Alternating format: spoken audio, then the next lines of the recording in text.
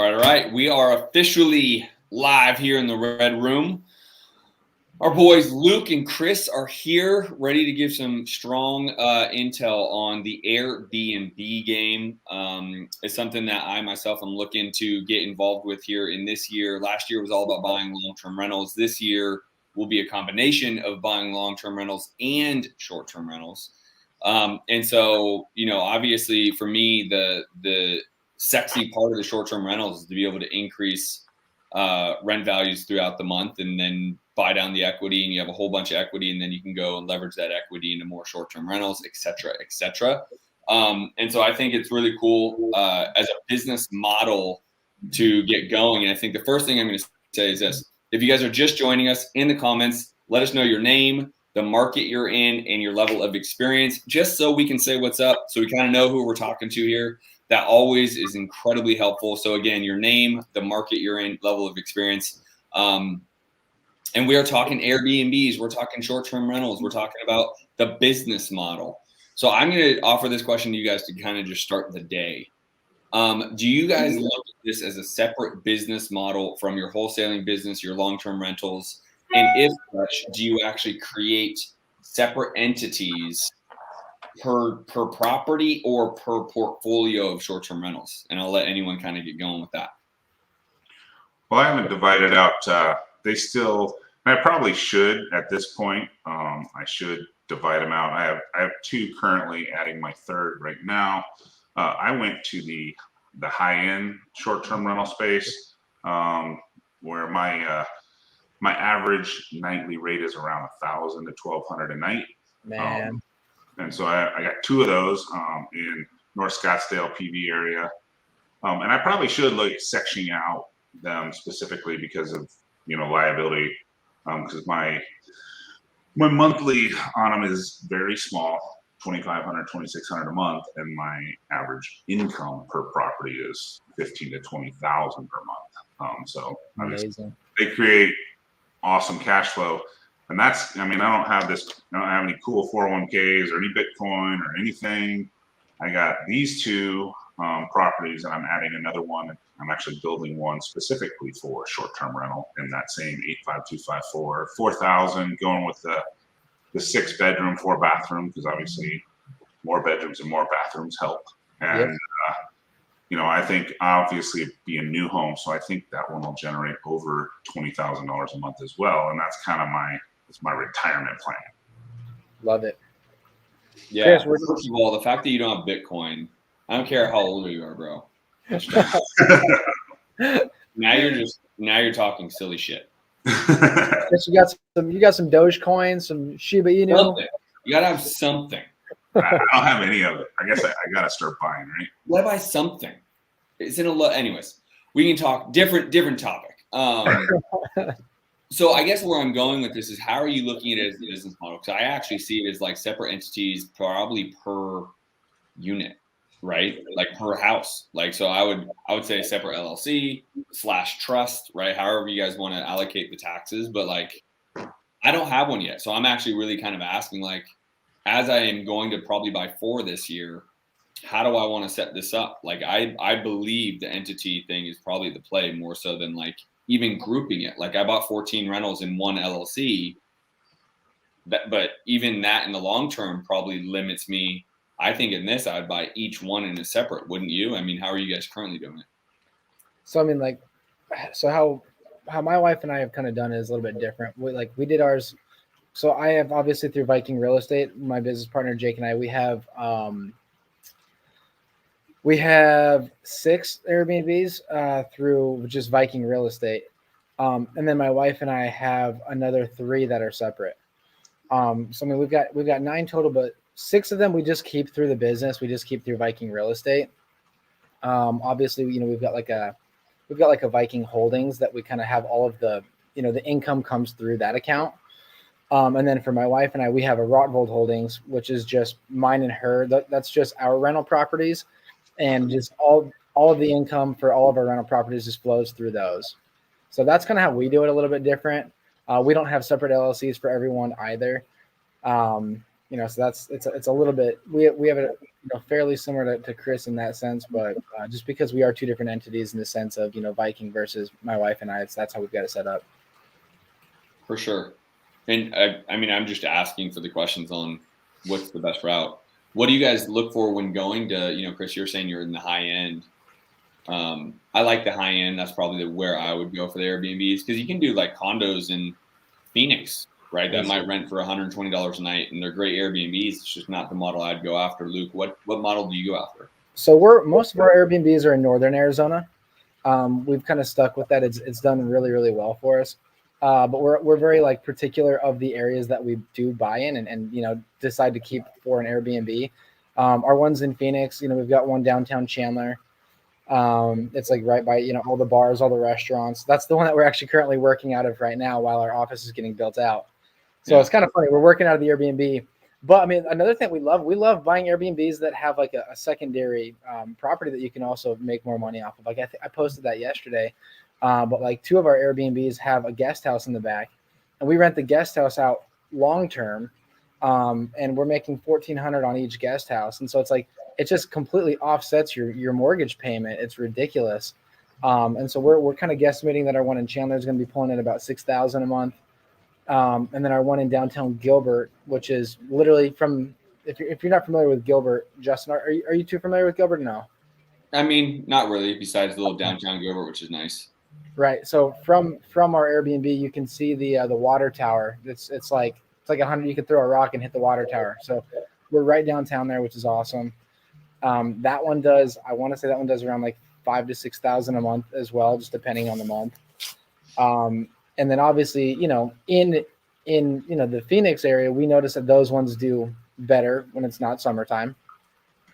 And then our ones up north, the reason that we kind of keep sticking with those is because they just kill it year round. Mm-hmm. You've got people that want to go up in the summertime because they want to get out of the heat, and you got 6 million people that are in Phoenix, the Phoenix area, that are like, okay, where am I going to go? I'm going to go to Prescott, Sedona, or Flagstaff. Those are typically the 3 cities that you got people going to. So they're all heading to those properties. So those ones stay pretty busy throughout the year, honestly. I mean, summertime, and then also in the wintertime, because people want to go see snow. They're like, oh, let me get, I want to go see the snow. Prescott's like the Christmas city of Arizona. So there's a lot of charm there. So, but I mean, ours are, I wouldn't necessarily, they're not low end, but I mean, they're not like Chris's though. We're not getting $1,000 a night. Yeah. You get, by the time the cleaning fees and everything else is in, we're probably right around like $300 to $350 a night. Yeah. What kind of model do you guys run to say that this would make sense for you? Number one thing is location. That is the number one thing. We're like, okay, we have to make sure that if we're going to take a property down, especially Airbnb wise, we have to make sure that it's going to be in a location that people are going to want to travel to, that they're going to want to go to. So that's the number one most important thing for us. Obviously, number two, what we're buying a property at, like we want to make sure that it's going to make sense for us, because we burr into all of our Airbnbs. So I mean, one of our last Airbnbs that we bought in downtown Prescott, the numbers on it were wild, man. We bought it for $210. We put 95 into it, so we were right around 300 into it, 305, and it appraised. As soon as we finished, it appraised for $525. So appraised for $525. So I mean, we got all of our money back, and I think we even pulled out another it was like another $80,000 or something like that on top. And we got a sick Airbnb right downtown Prescott out of it. So it was crazy. That's kind of the model we like to go with. Yeah. So the financial model looks like what? You're burrowing into it, so you essentially still want to stay 75%. Yep. So we threw a loan on it at, whatever it was, 360 or 370 or 350, whatever that number was. Our mortgage payment on it is like $2,200, something like that. And then same thing, that our average Airbnb up north pulls in between $5,000 and $6,000 a month, depending on the month. You don't run a property manager, you and your wife does it? Correct. Yeah. And obviously, you got cleaners, you got utilities, stuff like that. So I mean, we're typically all in around maybe $3,000 to $3,500. So I mean, they on average they usually cash flow about maybe $2,500 a month per property. Nice. Were you getting having seasoning issues with those? You were able to cash out right away, or did you hold them for 6 months? No, we held them. Yeah, we held them for 6 months before we did. Yeah, because usually most banks have a seasoning issue for that first 6 Oh months. yeah, no, exactly. So I mean, just like every flipper, and you do your first 5 flips, 10 flips, 50 flips, and then you realize that you do a flip on a $700,000 house, or you do a new build, you get significantly more amount of money for doing the same number of calls. The carpet guy, the tile guy, right? yeah, I just had Templeton in my office 2 days ago. You guys all know Templeton, right? Yeah. Anyway, he's now got 3 new builds going because he's just like, it's the tile guy, the electrician, the plumber. It's the same thing to do a $400,000 remodel that might pay you 30 or 40 in Phoenix, or you do a new build and it pays you 300 or 400, right? So exactly. that was kind of my model. A couple of people thought I was a little nutty. They're like, "You're gonna start doing," and I was like, "Yeah," because it's one phone call to the tenant, it's one phone call to the cleaner, same model. Both of mine, cash flow over $10,000 a month per property. Exactly. That's amazing. Yeah, for sure. So how long do you have to so the way I would structure is probably bring in cash plus let's just say, Chris, I leverage hard money. How long do I need to show rents? Do lenders give you 90 days? They just need to show proof of rent after 90 days and then they'll lend you, or what's the difference in model? You got to have a long-term tenant. So I lease to a LLC and then the LLC is what actually does the Airbnb. Because the bank wants to see a long-term tenant. They're not going to give you credit for the short-term rental. Yeah, they say there's too much volatility in the every single day, the every month of Airbnb. So they make sure that you're going to have a long-term lease on there. So it kind of messes with your numbers a little bit. But like Chris said, you can get creative on figuring some things out to say you're making a little bit more. Yeah, so the LLC rents it for $5,000 a month. So you have this consistent $5,000 coming in. Yep. It then subleases its lease for $10,000 a month, and then that's how you run the model. Right. Exactly. Yeah, because my properties are owned by my trust, but then the LLC rents from the trust, and then the LLC takes in the income. Right. Chris, are you ready to have a new build Airbnb over on 7th Street? I gotta get back to that guy today. Okay, I'll look at it when I get done. Yeah. You're real time doing deals here. Real time. I sent one to Chris yesterday. It's a super cool property. We're trying to see if we can try to make it work. We'd be splitting the lot and you'd have a pretty cool lot in a really good location. So see if we can make it work. I think I'm going to own a lot on 7th Street. We're closing one with Templeton here, I think tomorrow. Okay. 10,000 square feet on 7th Street. There we go. Hopefully I don't own that as an Airbnb. Yeah, right. What's your exit on that? What do you do? I want to say we got it for 2. Our exit's north of 4. Okay. But once again, it's one of those things. If you're gonna do it, you get paid a lot more for going on a little riskier one. Yep. Yeah, for sure. For sure, I hear that. So a couple of the tools that I've used in the past is AirDNA. So any of you guys thinking about getting into the Airbnb space, AirDNA is a little comping tool. Basically just collects all the data for anybody out there with an Airbnb. You can actually see what their average rent is, what they're getting for it on Airbnb and VRBO, or which sites it's on. You can see all the pictures. So that, if any of you guys are thinking about getting an Airbnb, and it's all over the country, so not just Scottsdale or Arizona. You can see all the different comps and see what the inventory is, the average, the nightly, how many times per month they're rented, all that kind of stuff. So if anybody's thinking about getting an Airbnb, you can check all those out. Yeah, and that's another thing too is like Chris has said, you want to make sure that if you're going to be buying an Airbnb in a certain area, you want to make sure there's not too much competition. Because I mean, there's certain areas where you can buy in, and it's like if you see that there's 10 badass remodels that are all gorgeous Airbnbs that are going to be in the area that you're looking to buy yours in, and they're not rented out at all, it probably means there's a little too much competition in the area that you're in. So that's something that we're super careful with as well, is making sure that we don't come into an oversaturated market. A little strategy I use, because obviously mine are larger homes, higher end homes. I actually put mine up from May 1st through the end of September. I offer it with a 3-month minimum starting May 1st. The last 2 seasons I've been able to get people that are remodeling their house. They just don't want to deal with the construction. And obviously people, in those higher end neighborhoods don't want to deal with construction, right?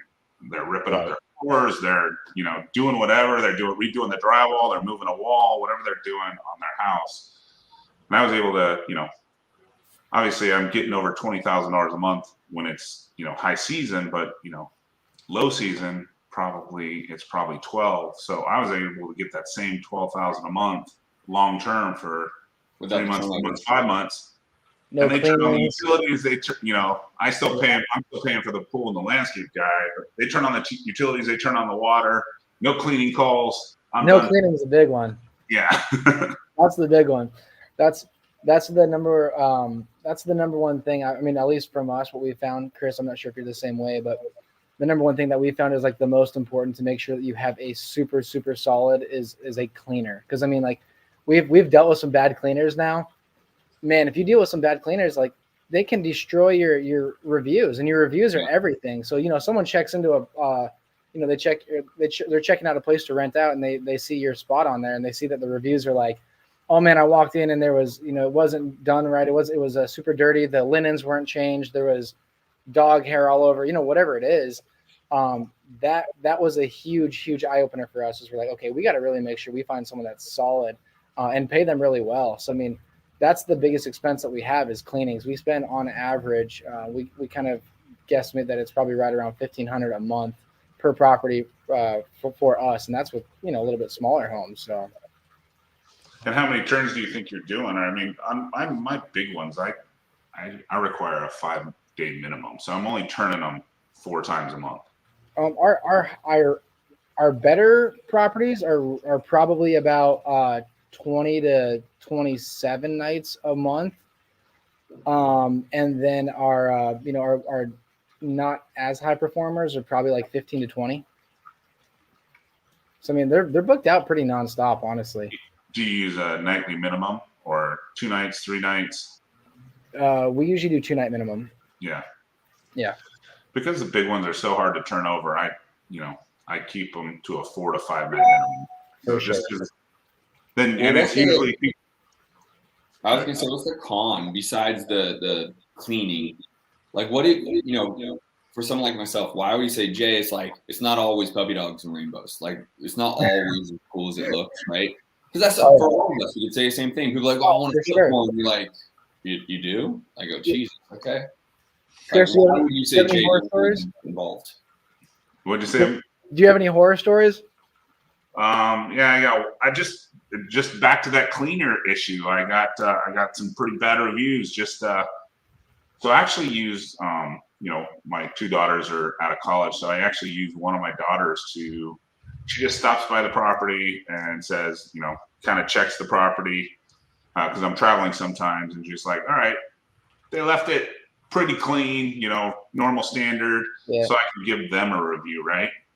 And then she comes back after the cleaners and double checks everything because, one time that the cleaner didn't, unload the dishwasher, or the cleaner didn't clean the grill, or just little things like that. Didn't pick up all the dog shit. Yeah. Well, and then obviously the worst one was, luckily it was unused, but there was a unused condom in the top drawer of the bedroom. So it is not a fun time when you get that text message from your guest. No, it's not. It's not fun. And it's unused, but still, it's, there's a. It's still there's enough. not ideal. We've had a couple horror stories. We had one. It was our first cabin that we did up north. It was over New Year's Eve, and our cleaner goes to clean it the morning after, and she's like, "Hey, I just got here. Like, there's beer cans everywhere." She said, "Your guest shit in the tub." Oh. And just left it. Yeah. And so obviously she's like, "What do you want me to do?" And we're like, you got to clean it. Like, I'm sorry, it sucks, but like we can't have that there. We got people checking in here shortly. So we had that we had to deal with. Another time, so keep in mind, we have like 220 reviews on one of our cabins in a little over 2 years of having it. So we've had a lot of turnover, a lot of guests there. We had another one where we had someone's dog shit in the room, and they swept it under the bed, and our cleaner didn't catch it because she didn't look under the bed, which it's hard to blame her. Like, we don't really ask her to look under the bed for stuff, And so the next guest came, and the next guest was like, "I just stayed the night here, and it smelled a little weird, and I looked under the bed, and there was a dog turd under there." And I was like, "Oh God, I'm so sorry." And so, we always make sure we give them discounts though. We're like, our cleaner must have missed it. I'm really sorry. Like, sorry you had to deal with that. And so, there's things that you have to do. But I mean, those are a couple examples. We got another example. We had a guy that was really drunk, and he locked himself out. He kicked the door open. So he busted the door off the hinges at a cold night. So that was like a $2,500 repair. But he sent it over. He sent over the payment the very next day. So, I mean, he knew he messed up, but stuff like that happens. I'm sure he did. What's the bonus? What's the bonus to the cleaner that's got to clean the crap out of I know. So we'll usually do anywhere between like another $50 to a couple $100, depending on how bad everything was. Oh my gosh. Well, so there's some of the horror stories. You're not making this very appealing to me right now. My long term sound awesome. I know. How many are you going to keep managing yourself until you hire somebody else to manage them? You have 6 now? Well, we're about to add 4 in Sedona. That 10 unit in Sedona that we're doing. Yeah. We're turning 4 of those into Airbnbs. Okay. We're going to do hot tub. You're building that, right? What's that? You're building that? Is that a new? Yeah. It's going to be new build 10 unit. They're all 3.2s. We're excited about that one. That one's going to be pretty cool. We're going to do 4 Airbnbs and then 6 long-term, but we were looking at rents up there. Long-term, we should be able to pull $3,500 a unit. And then short-term, we're thinking we should be around like 7 to 10 per month per door. So what you got a lot for? We got the lot for $155. $155. We got a construction crew, or we got a guy that we've worked with in the past quite a few times. He's thinking he should be able to do construction for around 2.2 all in. So we're thinking we'll be in about 3.7, 3.8. Withholding costs probably up to 4. But we think it should be worth off cap rates alone. If you're not including Airbnbs, it should be worth around 5.1 ish. If you include Airbnbs, it should be worth about 5.5. So right on, man. I wish you the best of luck with that. My development play was not as successful. Yeah. Where'd you do one? Oh, Mesa. But Okay. I took on like a real 79 unit real. Oh man. Development. Like it wasn't just like 10. Like I decided to go all the way into the deep end. Yeah. Oh. It was not as pretty. Did it? Is it still moving around? That almost brought me down. I mean, it was a 7-figure hitter. How long ago was this? Ugly. Say what? How long ago? Oh, it was a long time ago. This is like 2012. Okay. Jeez. Yeah. And I mean, obviously, oddly enough, the private lender I brought in for several million stayed into the deal. And I think crushed it. There we go. Yeah. Crushed it. Because he was like, well, I have deep pockets, so I'm just going to finish this thing out without you. And I lost all the money, and he's just like, I think he walked away with several million. Yeah. Damn, that's crazy. Yeah, but it just, I mean, again, that was a lot more ego, right? I just figured I came off 96 rehab flip, so I could do anything. Actually, the case, you know, so it was a lot of ego, and then it was just like, dude, I had a terrible, and like basically was like just taking money out of the company. Anyways, we don't have to listen to my horror stories, but yeah. I think yours sounds like a much better deal.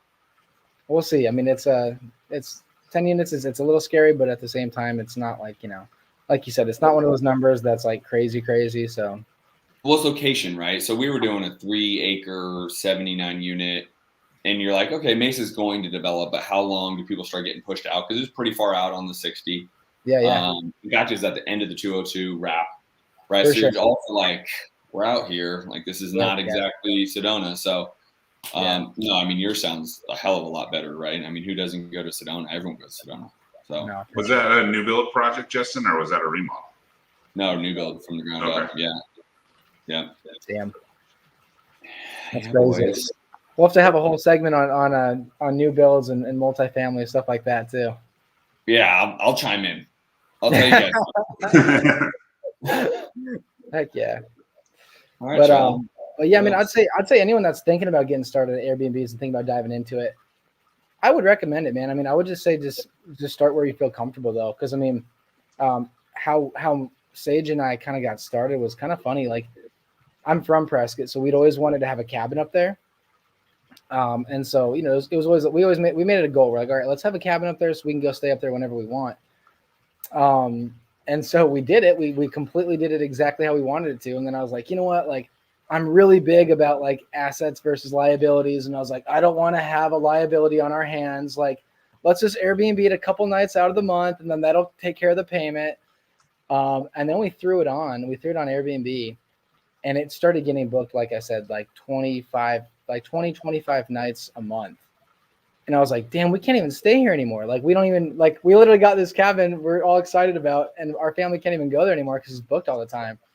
So then after that happened, I was like, dude, this is insane. Like, this property, if we would have long-termed, it would have pulled in, I don't know, like $700 a month. And I was like, now we're cash flowing on this little cabin. We bought the cabin for $130. So, I mean, like, it was, you know, like, it's stupid. The numbers on it are stupid. Yeah. So like we're, you know, it's cash flowing $3,000 a month, like month after month. And in the good months, that one cash flows like $4,000 a month. And it's probably worth like $135 now, right? Yeah, it's actually worth like close to 400. So yeah, we're all into it. Like, we're all into it like 220, 225, something like that after the full renovation.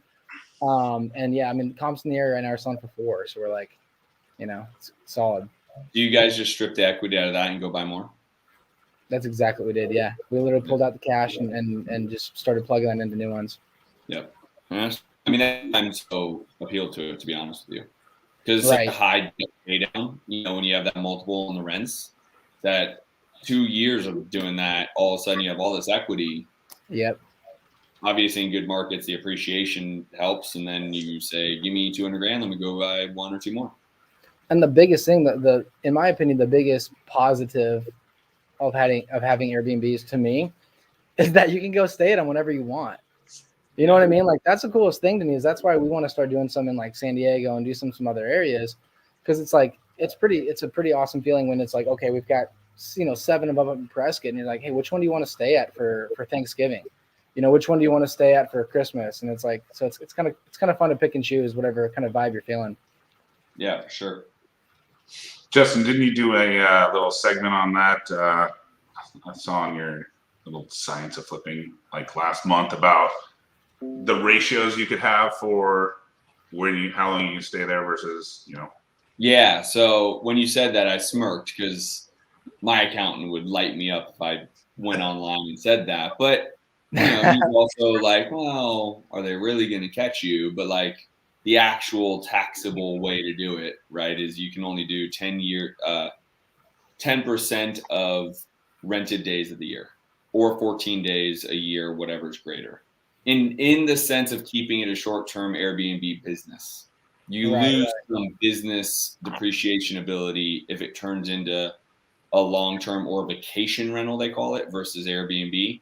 Right. So I forgot the actual percentages of losses you can take that change, but it's kind of enough. Like if you have a profitable deal and like if it turns from vacation rental to short-term rental, which is two different distinguishing in the IRS's views, you lose losses. You lose the ability to take the losses that an Airbnb business can take. So Interesting.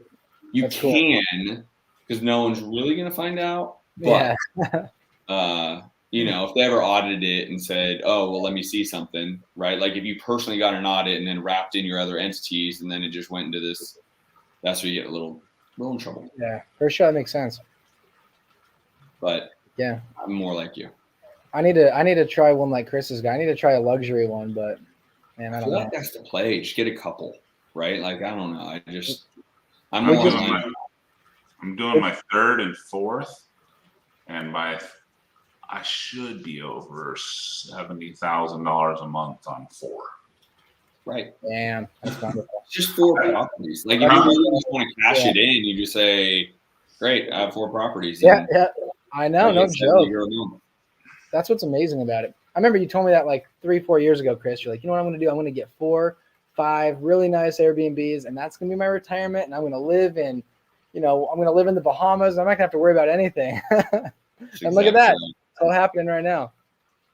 I'm just, I might have told this story before, but I found a lot in 85254, 2.01 acres. So 2 acres, obviously. And there were 10 people in the HOA, and they were all 2-acre lots.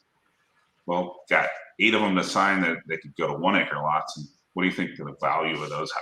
Anyway, mine got signed up at $750. So $375 an acre in 85254. Wow. So I got one of the lots, and then my partner and brother-in-law and sister got the other one. But there we go. That's where I'm going to start building on an acre lot in 85254 that arguably is just down the street. Someone did a decent remodel on it. Nothing great. And it was 2,000 square feet, decent remodel. Someone came in and paid $1,050,000 for it and scraped it. Man, that's awesome. That's wild. Good for you, bro. Heck yeah. Got it at the right time 2 years ago. Yeah, no kidding. Yeah. No kidding. I like it.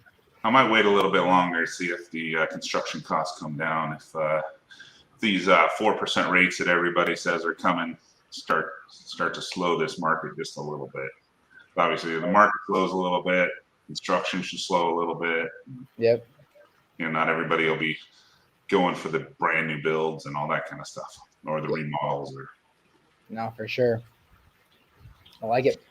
If you guys, I got a luxury Airbnb opportunity in Gilbert. If you guys want it, we just locked it up yesterday. So cold calling, I'm assuming. Yes. Yes. 4,000 square feet, 3-car garage, big pool, fire pit, backyard's grass, 1/4-acre lot. So it's in a really, really good area. Yeah. Love it. Heck yeah. Are you going to keep it? I don't know. We got a lot going on right now. We got a lot going on. And so I'm like, man, I don't know if we want to take something like this down as an Airbnb. Like I would like to, but it's just, again, hands are pretty full right now. Yeah. There's right times for everything. For sure. So what do you guys think? Here's a little, I'll just throw it in the chat. Just Redfin came out with this today just for fun. That just says the 4% will come in and it should slow and maybe flatten the housing market. It doesn't say it's going to decline. It just says it's going to slow and flatten the housing market. I find it so hard to believe with the inventory right now. I find it so hard to believe.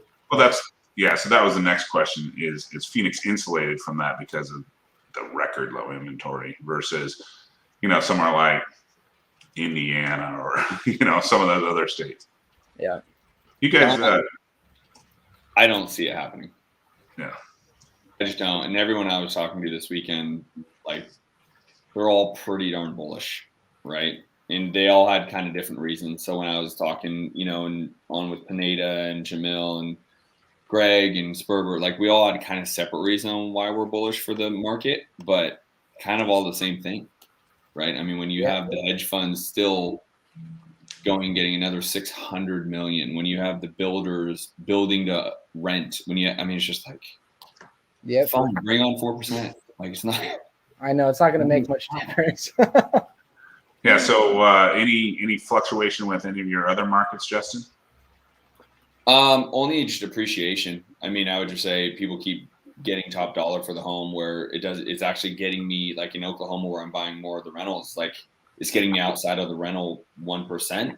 The 1% and 75% is because even these smaller towns where you would find better deals relative to Phoenix, it's just now people are really kind of seeing the appreciation hit them. Justin, where are most of your rental properties at? Oklahoma, Tulsa, and Birmingham, Alabama. Okay. Yeah. Cool. And so I think over the next year I'll buy. I mean, I would like, if I can get another 20 in the next 12 months, more the long term. But that's why I just want to, if I can pluck down like 4 short terms, Airbnb specifically, that'd be nice. But I just think there's going to be enough movement. I'm going to press hard enough on my wholesale business nationally to create enough movement to be able to buy these rentals. Right. I think I should be able to get there. Heck yeah. Yeah. I like it. All right, boys. I got nothing else. All right. We'll see you next week. Good chat. Come up with a topic this week, unless someone knows something they want to talk about now. Let's do it. I do not. I got nothing. I'm in. I mean, we could do whatever. We could do multifamily. Let's pick Justin's brain on multi.